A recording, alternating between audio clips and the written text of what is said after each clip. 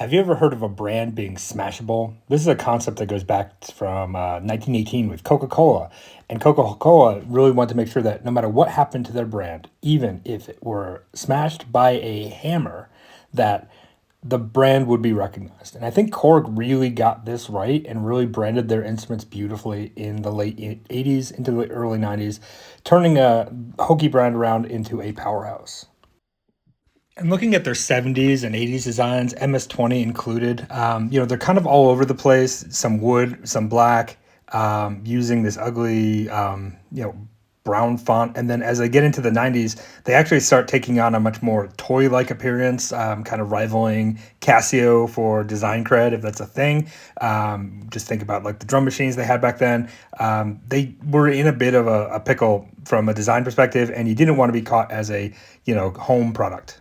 The way I see it, this started out with the Korg GS8, which featured a huge display. This was an FM synth, but still had joystick, and a lot of the characteristics that we see come to life fully on the M1, which is like really starting to embrace that Korg design that we all know and love. Still big display, fully on the Korg O1, bigger display, the buttons at the bottom, but very similar sleek design.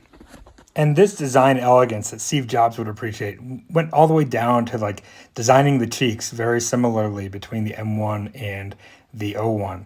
And we see this same design carry through the Wave Station, the N series, and even the Triton bears a lot of resemblance to what we see on the M1 originally. One model here that broke the mold is the O1 Pro X, the 88 key weighted action board. Basically same features as the O1, but it's in this ugly fiberboard digital piano box. And, when you get to the joystick, it looks like a little bit out of place for an O1. It actually looks much more like the one from the DS8 from a few years earlier. So here we're looking at one of the weighted keys, and you can see that it is a little bigger than that for which the O1 is made, but it does not seem like the O1 Pro X requires a huge box. I don't know why this really is.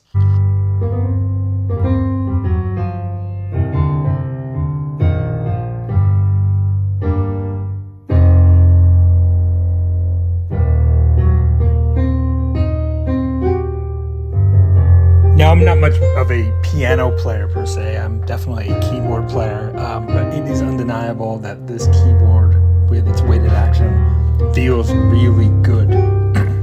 I like everything about it. It is fun to play. It is really nice to get wrapped up on. These nice sampled pianos, they are definitely not perfect. You can hear the noise 30 years later that they're not just perfect samples, but still very fun to play.